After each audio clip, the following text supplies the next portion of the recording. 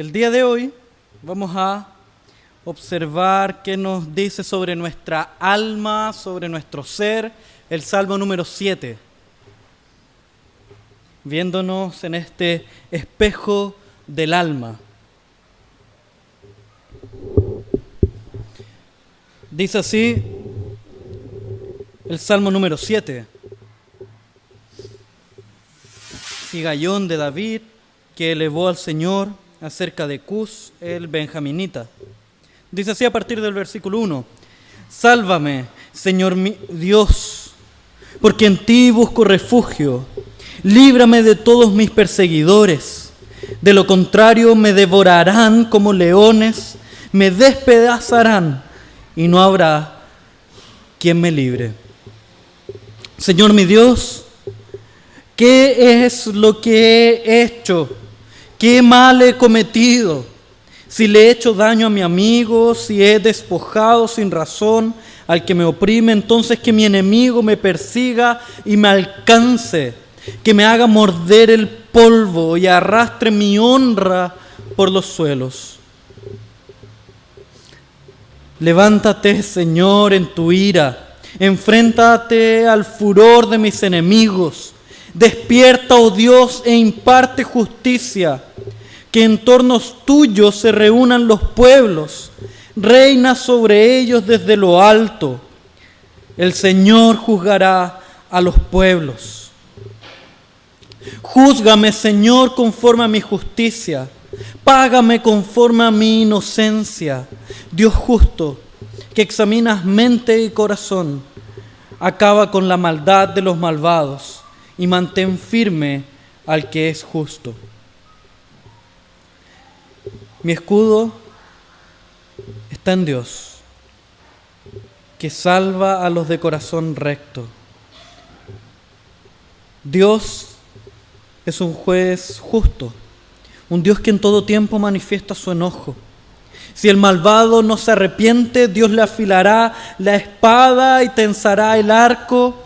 Ya ha preparado sus mortíferas armas, ya tiene listas sus llameantes saetas. Miren al preñado de maldad, concibió iniquidad y parirá mentira. Cavó una fosa y ahondó, y en esa misma fosa caerá. Su iniquidad se volverá contra él, su violencia recaerá sobre su cabeza. Alabaré al Señor por su justicia. Al nombre del Señor Altísimo cantaré salmo. Muy bien, si se fijan en el comienzo de este salmo, hay una palabra muy extraña, muy difícil hasta de pronunciar. Dice sigayón de David, en las letritas chiquititas. De ahí uno se pregunta, ¿qué es un sigayón? ¿Qué es eso? ¿Por qué aparece esa palabra tan extraña aquí?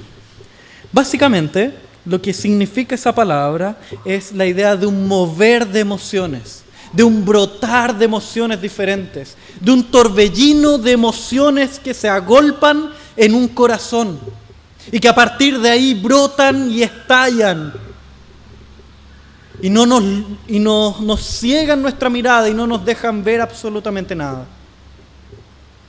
Y creo que cada uno de nosotros ha pasado por momentos así. Ha pasado por momentos en los cuales ni siquiera sabes qué sentir. Momentos en los cuales brota la rabia, brota la felicidad, brota el enojo, confianza en el Señor, tristeza y todo eso mezclado en un torbellino que te apavora, que te inunda, que te hace caer de rodillas, en un peso que hace que te duela la espalda. Aquellos momentos en los cuales no sabes qué sentir, que sientes tantas cosas que no sabes si reír, llorar, enojarte, golpear la primera pared que se te cruce por delante y simplemente no sabes qué hacer. Y la desesperación se apodera de tu corazón y la incertidumbre se apodera de tu corazón. la tristeza se apodera de tu corazón. Momentos en los cuales no sabes qué hacer. Y solo logras ver emociones de tu corazón brotando y brotando y brotando.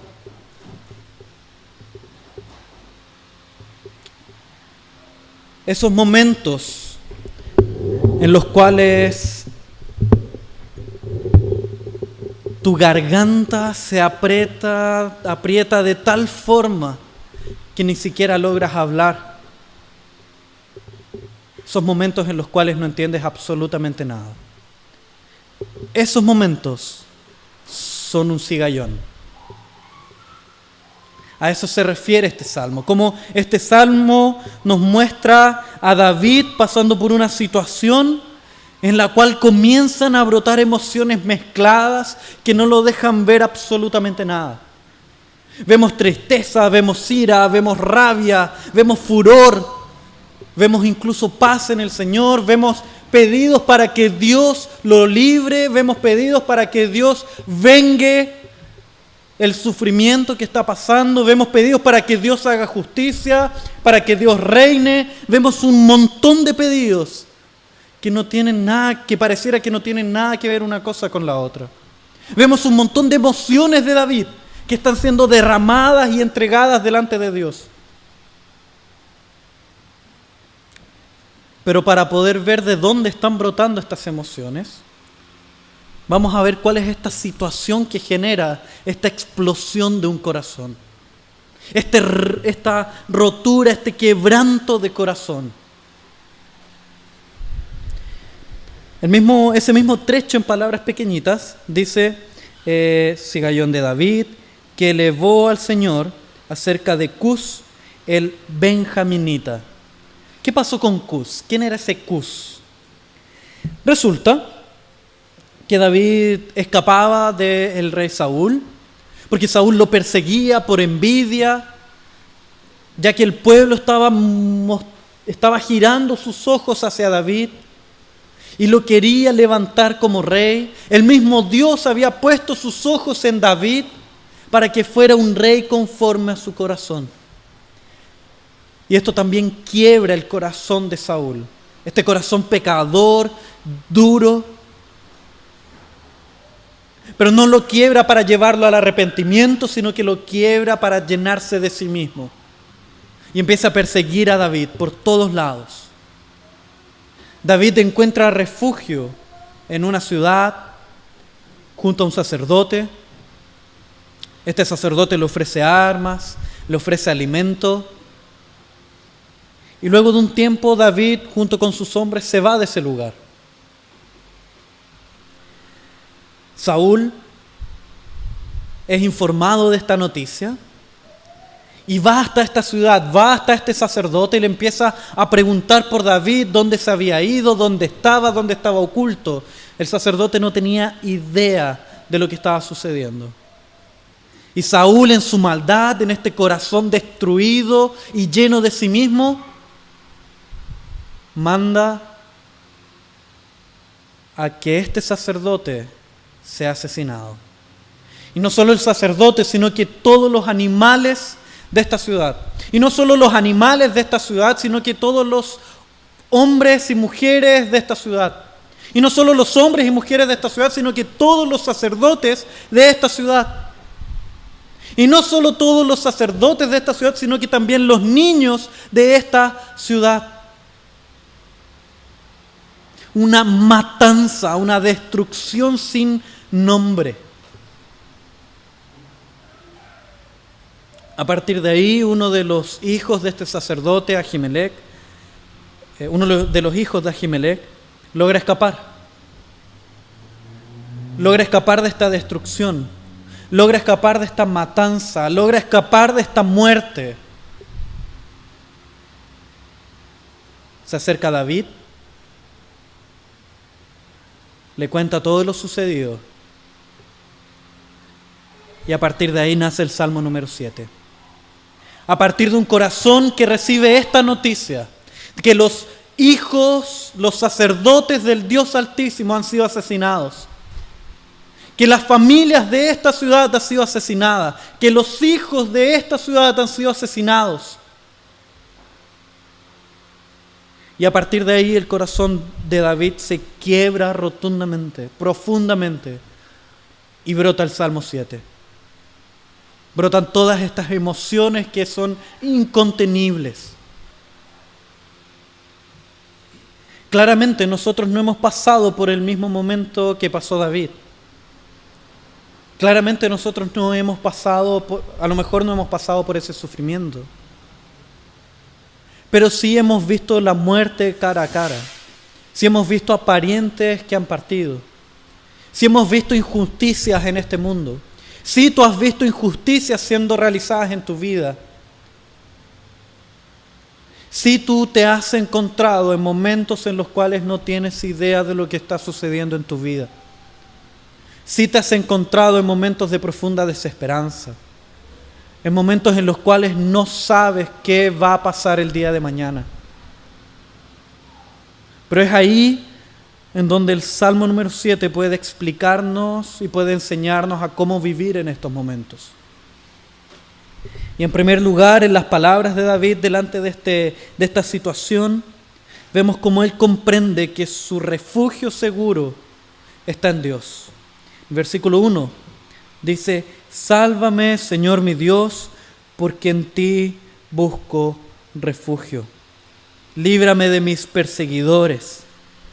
De lo contrario me devorarán como leones, me despedazarán y no habrá quien me libre. David entendía perfectamente qué pasaría con él si Dios no obraba en su vida. David entendía perfectamente qué ocurriría con él si Dios no era el refugio eterno de su salvación. Si Dios no intercedía por él, si Dios no lo miraba, él entendía perfectamente que su destino sería la condenación, que su destino sería la muerte, sería devorado por sus enemigos. Y es ahí donde el primer sentimiento que brota de este corazón es el de buscar refugio, el de un niño que busca refugiarse en sus padres. El de un niño que anhela por protección. Y ese es el sentimiento que debe brotar en primer lugar en estos momentos de tu vida. El de buscar un refugio en Dios, buscar un refugio ahora en Cristo. El Dios verdadero, el Dios encarnado, el Dios hecho hombre. Tú estás pasando por dificultades en distintas áreas de tu vida. Y en este primer versículo, el Salmo número 7 nos invita a observar nuestra alma y ver dónde estamos buscando refugio. Ver si estamos buscando el refugio en Cristo, en Dios, en la roca eterna, o estamos buscando refugiarnos en nosotros mismos, o estamos buscando refugiarnos en el dinero, o estamos buscando refugiarnos en las posesiones, o estamos buscando refugiarnos en una familia perfecta. ¿Dónde estamos buscando ese refugio, esa paz?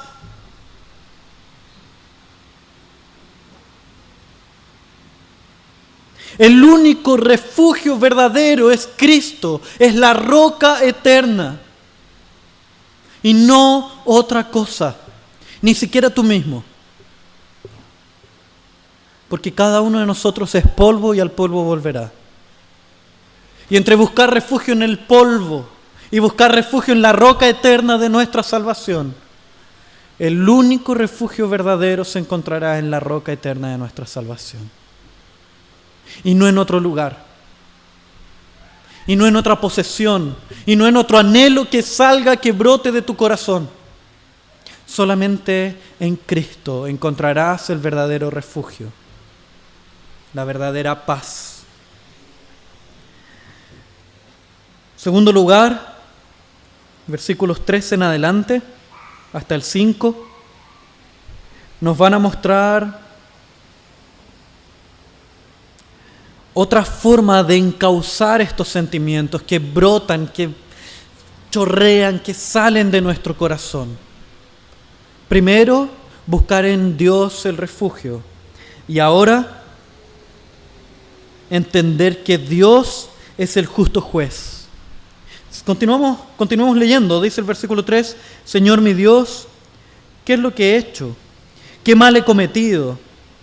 Si le he hecho daño a mi amigo, si he despojado sin razón al que me oprime, entonces que mi enemigo me persiga, me alcance, que me haga morder el polvo y arrastre mi honra por los suelos.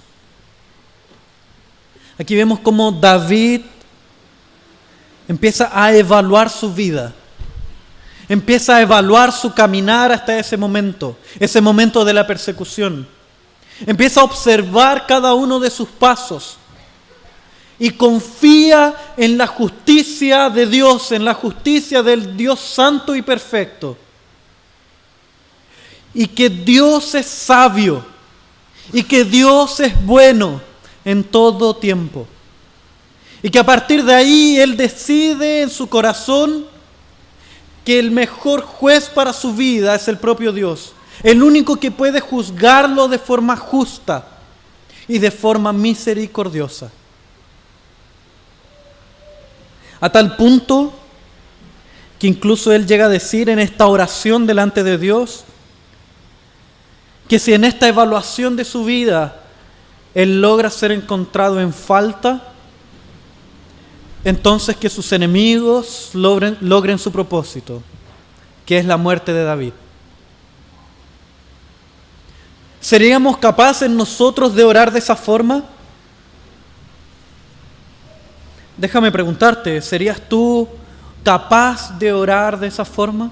Decirle a Dios, Dios, estoy pasando por un tremendo problema, una tremenda dificultad, y si esta dificultad es ocasionada por el pecado mío, entonces que yo muera, que yo sea destruido, que yo sea asesinado. ¿Seríamos capaces de orar de esa forma al observar nuestros pasos, al observar nuestra vida? Creo que no. Creo que no. Y es aquí donde creo yo que David logra comprender un poco de la misericordia de Dios, de la gracia de Dios, y fundamenta esta oración comprendiendo que Dios es justo juez y nos juzga a partir de un abogado. Pero esa idea está un poco más adelante, la vamos a dejar en stand-by. Y ahora vamos a ir a la siguiente idea, donde en este brotar de emociones, primero buscamos refugio en el Señor, después buscamos el justo juez en Dios, pero también buscamos a un justo reivindicador. Versículos 6 al 9. Pero antes de los versículos 6 al 9, si tú miras tu Biblia, vas a ver otra palabra extraña, que dice, con un asterisco, dice Selah. Quizás en algunas Biblias no aparezca, por lo general aparece, pero justo después del versículo 5 aparece Selah. ¿Qué significará ese Selah? Primero nosotros vimos Sigayón, que era este brotar de emociones. Por otro lado, el Selah es una pausa. Es una pausa. Es un momento en el cual yo debo detenerme porque hay un cambio de movimiento, hay un cambio de ímpetu, un cambio de fuerza. Si antes yo estaba en tranquilidad, en tristeza, ahora hay un cambio y quizás los instrumentos debían empezar a aumentar. Quizás los tamboriles deberían empezar a avanzar más rápido. Y mostrando una emoción diferente que ahora está siendo derramada. Versículo 6. Nosotros vemos cómo ahora está lleno de signos de exclamación. Vemos cómo el versículo dice, levántate, Señor, en tu ira. Enfréntate al furor de mis enemigos. Despierta, oh Dios, e imparte justicia. que en torno tuyo se reúnan los pueblos. Reina sobre ellos desde lo alto. El Señor juzgará los pueblos. Júzgame, Señor, conforme a mi justicia. Págame conforme a mi inocencia. Dios justo, que examinas mente y corazón. Acaba con la maldad de los malvados y mantén firme al que es justo. Ahora, una oración extraña nuevamente. Una oración llena de ira, llena de furor, llena de enojo, llena de un corazón que no aguanta más, de un corazón apretado que no soporta el momento que está viviendo en su vida. De un corazón que no logra entender absolutamente nada y que quiere ver la destrucción de sus enemigos. Quiere ver a Dios levantándose por sobre todas las cosas y reinando de una vez por todas, porque no aguanta el sufrimiento de la muerte, porque no aguanta el sufrimiento del pecado, porque no aguanta más. Y creo que tú y yo nos hemos sentido así. Creo que tú y yo en algún momento de nuestra vida no hemos aguantado más. Hemos estado completamente desesperados. Donde brota y brotan y brotan cosas de nuestro corazón.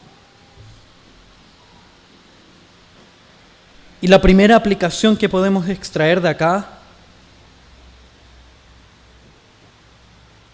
y así como de otros salmos que veremos más adelante, es una sinceridad completa delante de nuestro Dios. ¿Sabes por qué hay tanto pecado dentro de la iglesia? ¿Sabes por qué hay tantas relaciones quebradas? ¿Sabes por qué hay tanto furor demostrado entre los hermanos, tantas divisiones? Creo yo que es porque hay ira en nuestro corazón que no ha sido orada delante de Dios. Creo que nos hemos contaminado a nosotros mismos. Hemos decidido conscientemente guardar la ira en nuestro corazón. Porque nos hemos engañado de que debemos tener relaciones perfectas con Dios y perfectas a nuestros ojos. Son relaciones bonitas, versión Disney. Versión y vivieron felices para siempre. Y es ahí donde nuestras oraciones delante de Dios las falsificamos, las torcemos, las llenamos de mentiras.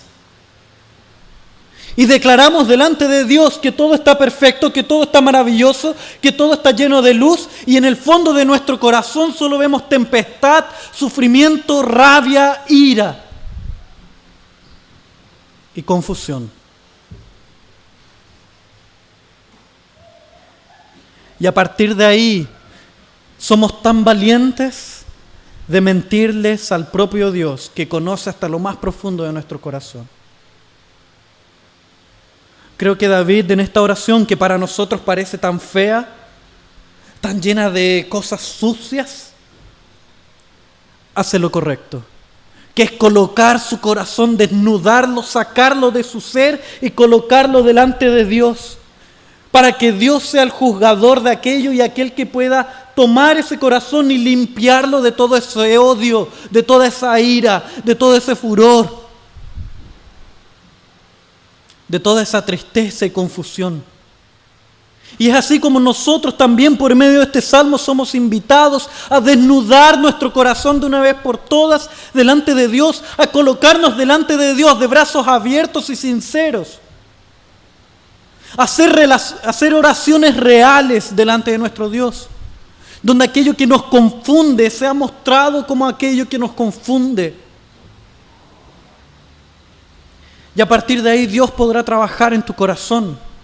Dios trabajará en tu corazón. Dios lo limpiará. Dios extraerá de ahí toda aquella suciedad, todas aquellas manchas, todas aquellas tristezas y confusiones.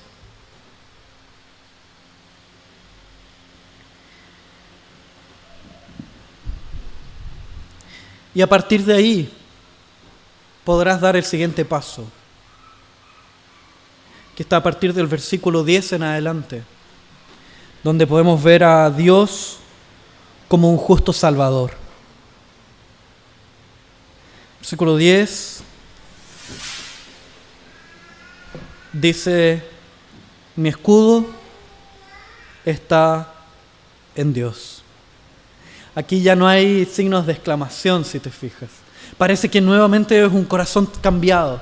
Es un corazón que antes estaba lleno de rabia y le dice: Dios, ya no aguanto más lo que está pasando, ya no aguanto más esta situación en mi vida, ya no aguanto más este sufrimiento. No soporto este dolor. No soporto ver mi garganta y mi corazón completamente apretados, donde las palabras no pueden salir, donde el sentimiento es tan grande que no pueden salir por mi boca. Y ahí es donde tu corazón es transformado. Y ahí es donde Dios trabaja, actúa, limpia este corazón, lo renueva. Puedes descansar, tus hombros pueden caer, puedes respirar, puedes mirar nuevamente y decir: Dios, en ti está mi escudo. Mi escudo eres tú. Y es ahí donde tú eres llenado de plena paz, de la paz que está en Cristo. Porque logras comprender, empiezas a comprender nuevamente, a recordar en tu corazón la obra de Cristo. Y la confianza plena en Cristo. Y a partir de ahí, el salmista empieza a hablar y dice que salva a los de corazón recto. Ahí tú puedes decir: ¿sabes qué? Después de haber hecho esa oración, veo que mi corazón no está recto.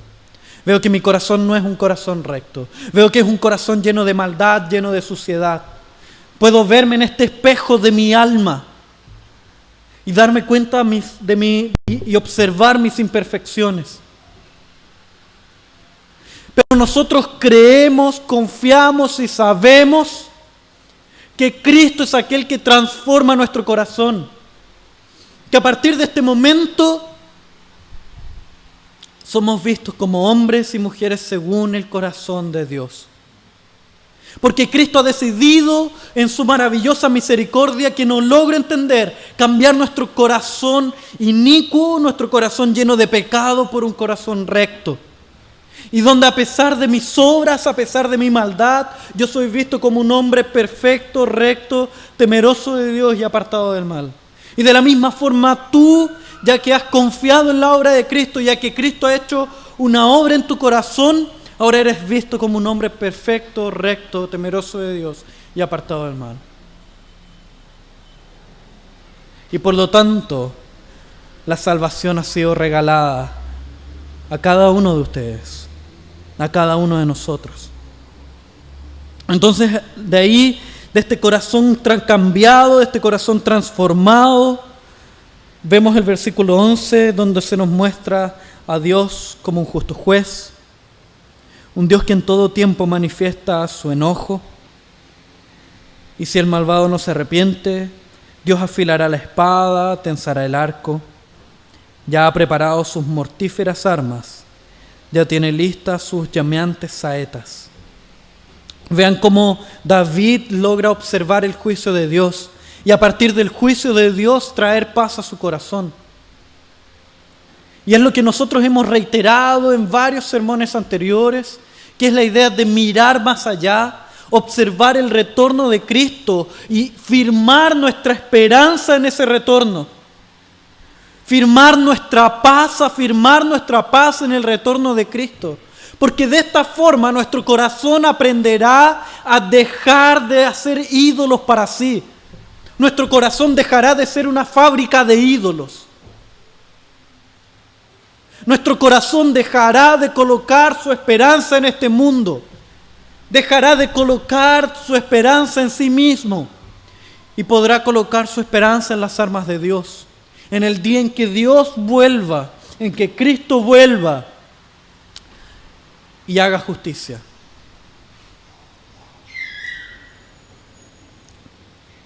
Y el versículo 14, que continúa un poco en la misma idea, dicen: Miren al preñado de maldad, concibió iniquidad y parirá mentira.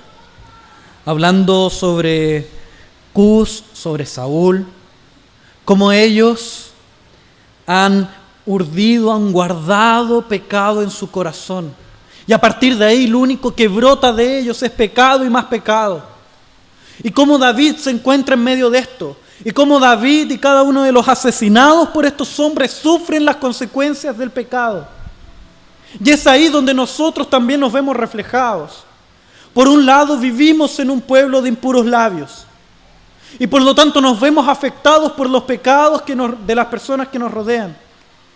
Y ahí tú puedes gritar delante de Dios así como David: no aguanto más.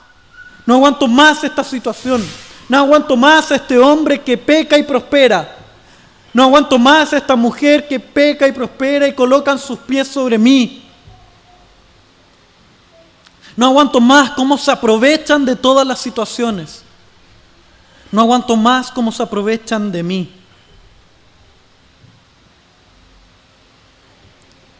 Así como David logra mostrar cómo estos hombres que han guardado en su corazón el pecado, él habla en contra de ellos. Pero al mismo tiempo nosotros podemos vernos reflejados de otra forma. No solo por el pecado de otros, sino que también por el pecado que aún mora en cada uno de nosotros. Y también podemos orar delante de Dios de la misma forma, mostrándole a Dios que no aguantamos más, que no aguantamos más este pecado dominando nuestro corazón, que no aguantamos más tomar decisiones que van en contra de la palabra de Dios y que llegado el momento no entendemos cómo llegamos a decidir ese tipo de cosas. Cómo llegamos a hacer o a decir o a pensar ciertas cosas que son contrarias a la palabra de Dios y que nosotros mismos aborrecemos y no nos gustan. También podemos orar sinceramente delante de Dios, mostrándole que no aguantamos más esto y que necesitamos que Él vuelva pronto para que limpie nuestro corazón de toda maldad. Ahora es interesante observar cómo este mismo versículo, el 15, habla de cavó una fosa y la ahondó, y en esa misma fosa caerá. Su iniquidad se volverá contra él, su violencia recaerá sobre su cabeza. ¿Por qué es interesante ese versículo? Recordemos que David está hablando de Saúl, está hablando de Du y está hablando de Cus. Si tú recuerdas la historia bíblica, quizás recordarás que Saúl, Doeg y Cus murieron por sus propias armas. Saúl muere bajo el filo de su arma, así como sus acompañantes también. Interesante ver cómo este salmo fue un poco profético, mostrando cómo estos mismos hombres que estaban preñados de maldad, llenos de maldad en su corazón, que ellos en sí mismos guardaron maldad, cavan una fosa, que esa fosa se refiere a una trampa, y después ellos mismos caen en su trampa, en la trampa que ellos mismos habían cavado, en su propia violencia. ¿Y qué verdad nos quiere mostrar ese hecho? ¿Qué verdad nos quiere mostrar a nosotros? Nos quiere mostrar cómo nuestro pecado es tan terrible y el pecado del ser humano es tan terrible, que es nuestra propia condenación, que nosotros podemos caer en las trampas que nosotros mismos armamos, en las trampas de nuestro propio pecado, que el pecado no trae aquello que promete. El pecado promete felicidad, promete estabilidad, promete un montón de cosas, un montón de beneficios, un montón de libertades, un montón de gracias, un montón de alegrías, un montón de paz. Pero al final de cuentas lo único que trae a tu vida es condenación. Lo único que trae a tu vida es desesperanza. Aquel que prometía paz trae desesperanza. Aquel que prometía alegrías trae tristeza. Aquel que te prometía una vida consagrada trae cada vez más pecado. Aquel que te prometía una vida por sobre los demás, lo único que trae es humillación tras humillación. Aléjate, huye de las falsas promesas del pecado. Huye de estas falsas gracias, de estas mentiras del pecado. Porque lo único que van a hacer es traer condenación y tristeza a tu vida. Van a traer sufrimiento a tu vida y a cada uno de tus pasos. Por eso huye del pecado y acércate a la cruz de Cristo, porque solo ahí, en aquel que se humilló y se hizo pecado, nosotros encontraremos paz y la verdadera alegría en Cristo. Y a lo mejor esa alegría no llegue en este mundo. A lo mejor esa paz no llegue en este mundo, porque somos hombres de labios impuros y estamos rodeados de hombres de impuros labios. Pero confiamos, sabemos y creemos que esa paz y esa alegría han sido alcanzadas por medio de la victoria de Cristo en la cruz. Y por lo tanto serán alcanzadas para nosotros, si no en esta tierra, por lo menos en la segunda venida de Cristo, y a partir de ahí eternamente y para siempre. Y esa es nuestra esperanza y esa es nuestra alegría. Esa es nuestra paz en medio del sufrimiento. Esa es nuestra paz en medio de los persecutores. Esa es nuestra paz en medio de las calumnias que son levantadas. Esa es nuestra paz en medio de las mentiras. Esa es nuestra paz en medio de cualquier situación en nuestra vida.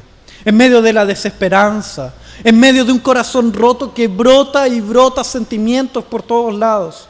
Y que no logras entender y ver absolutamente nada. Y es solo después de encontrar el refugio verdadero en Cristo, en la roca eterna, solo después de entender que Dios es el justo juez, el justo reivindicador, el justo salvador, podemos pasar al versículo 17, donde dice: alabaré al Señor por su justicia. Al nombre del Señor Altísimo cantaré salmo. Observa el final. Observa cómo termina este salmo. Por favor, fíjate cómo termina. Fíjate lo maravilloso que es el final de este salmo. Recuerda la historia. Recuerda lo que fue contado a David y a partir de lo cual él escribe este salmo. Recuerda que había sido realizada una matanza. Recuerda que los sacerdotes del Dios Altísimo habían sido eliminados, mostrando cómo estos hombres eran tan malvados que no querían una conexión con Dios. Querían ser ellos mismos Dios. Recuerda esa situación de cómo no solo sacerdotes, sino que también hombres, mujeres e incluso niños habían sido asesinados, brutalmente asesinados. Y cómo luego de David colocar su confianza, su esperanza en Dios, es que al fin, después de todo este brotar de emociones, de este torbellino de emociones, puede parar y decir: alabaré al Señor por su justicia. Al nombre del Señor Altísimo cantaré salmo. Yo no sé cuál es la situación de tu vida. Yo no sé cuál es el problema que tú estás viviendo el día de hoy. Yo no sé qué es lo que estás enfrentando. Yo no sé qué es lo que genera este torbellino de emociones en ti. Yo no sé qué es lo que hace que tu corazón se abra y empiecen a salir tristezas, penas, alegrías, confusión, desesperación, desesperanza. Yo no sé qué es lo que está haciendo tu corazón gritar tan fuerte que no puede salir por tu boca. Que tu estómago, tu garganta y todo tu ser se ve completamente apretado y desesperado. donde no cabes en ti mismo. Pero sí sé que buscando refugio en Dios, refugio en la roca eterna de nuestra salvación, podemos ser sinceros delante de Dios y derramarnos en sinceridad delante de Dios. Y de esta forma Dios trabajará como justo juez, como justo salvador, como justo reivindicador, transformando nuestro corazón nuevamente, limpiando nuestro corazón, limpiando cada una de estas lágrimas que no sabes por qué están brotando. Y puedes al fin decir, alabaré al Señor. Alabaré al Señor porque Él es justo. Alabaré al Señor porque Él es Rey. Alabaré al Señor porque Él es el Altísimo. Alabaré al Señor porque Él es el Dios de dioses y Él es el Rey de reyes. Y Él es mi refugio. Él es mi fortaleza. Él es quien cuida mi corazón. Y ahí podemos ver cómo nuestro corazón, que antes explotaba de distintas emociones que nos confundían y nos destrozaban, ahora explota de una forma diferente, lleno de alegrías, porque podemos adorar a este Dios santo, porque podemos adorar a este Dios eterno y perfecto, porque Él es nuestro refugio, porque Él es la roca eterna de nuestra salvación.